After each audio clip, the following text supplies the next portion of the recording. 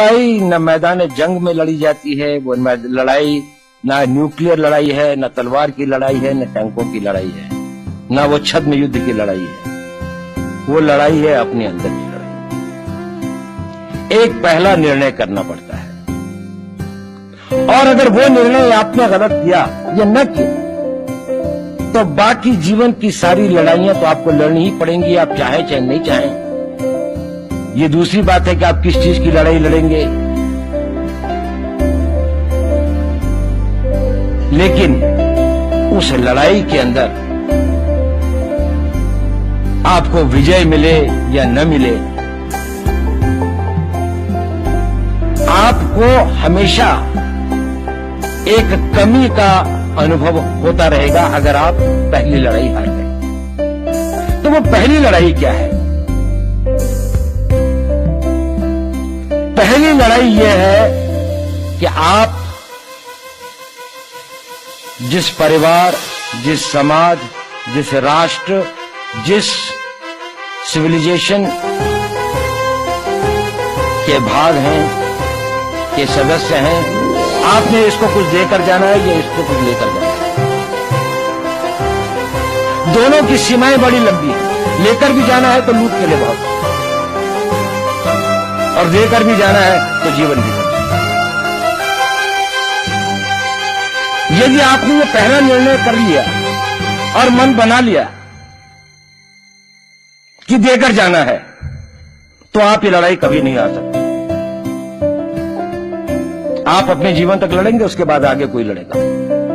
ये लड़ाई तब तक चलती रहेगी जब तक हम वहां नहीं पहुंच जाते जो हमारा गंतव्य स्थान है, जब तक हम अपनी विचारधारा को, अपनी बात को, अपनी विश्व को एक रास्ता दिखाने का जो हमारा एक संकल्प है, जब तक हम वहां नहीं पहुंच जाते तब तक ये लड़ाई चलती रहेगी। ये जीडीपी 8% हो जाए या 18% हो जाए, उससे बंद नहीं होती।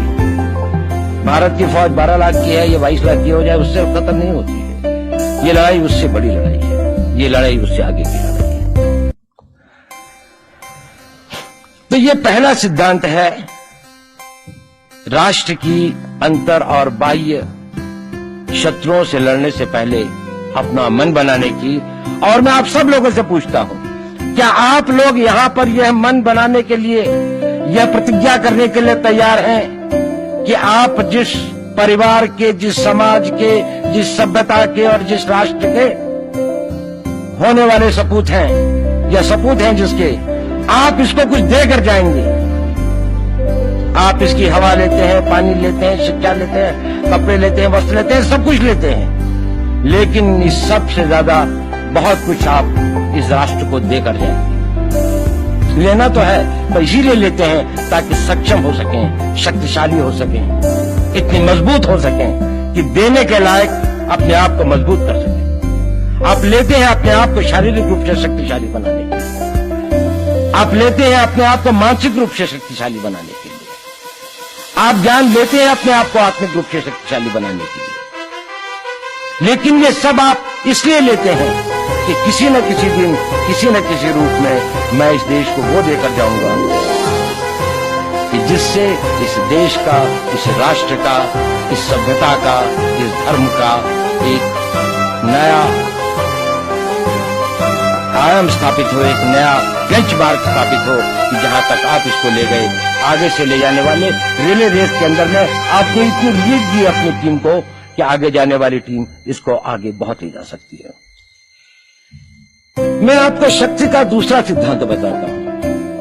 मुझे नहीं मालूम कि यह सिद्धांत मुझे बताना चाहिए या नहीं, मुझे यह भी नहीं मालूम कि यह सही है या नहीं, लेकिन क्योंकि मैं इसको मानता हूं और मुझे मालूम है कि इसके बारे में कई लोग जिनके हायर मॉरल वैल्यू हैं शायद न भी समझते हो या न भी वो रखते हो, लेकिन एक मेरा विचार है, चाहे तो इस पर विचार करें। सब नहीं तो कुछ न कुछ लोगों को शायद इस विचार से कुछ सोचने की और कुछ करने की प्रेरणा मिलेगी। इतिहास दुनिया की सबसे बड़ी अदालत है, इससे बड़ी अदालत कोई नहीं।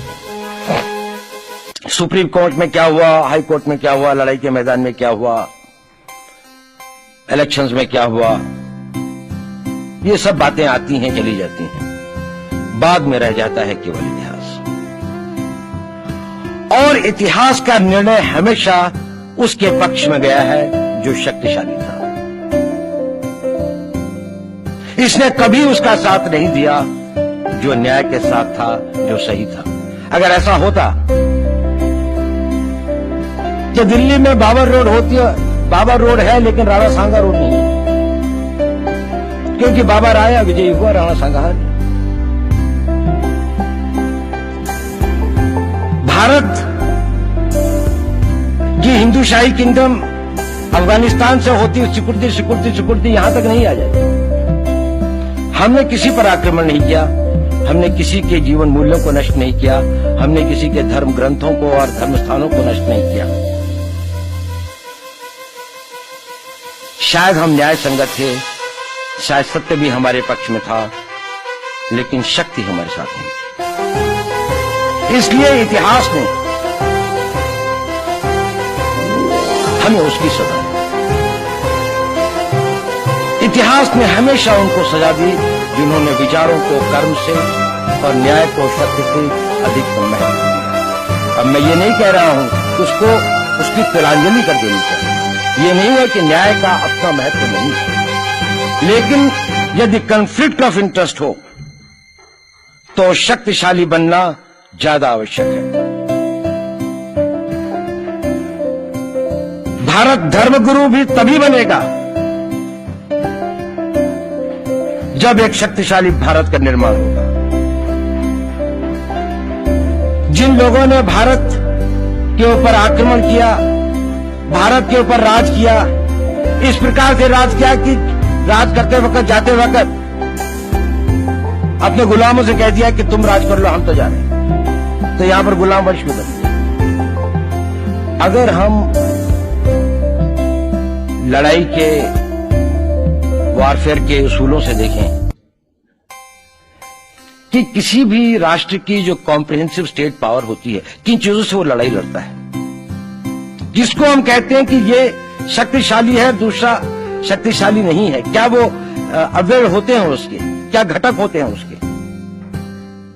तो भारत के पास जनशक्ति, धन शक्ति, ज्ञान की शक्ति, टेक्नोलॉजी की शक्ति, और जिन लोगों ने आक्रमण किया उनकी शक्ति को अगर हम ये देखें तो शायद 1 और 1000 का अनुपात भी नहीं होगा।